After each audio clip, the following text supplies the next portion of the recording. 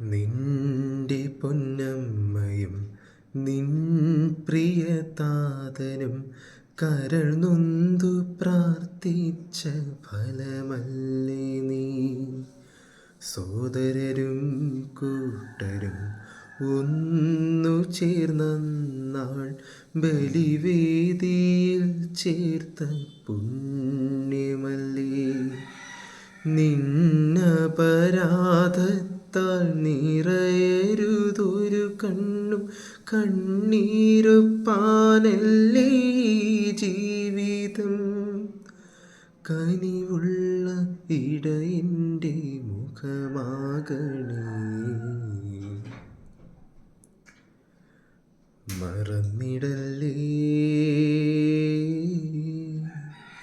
നീയൊരു പുരോഹിതൻ.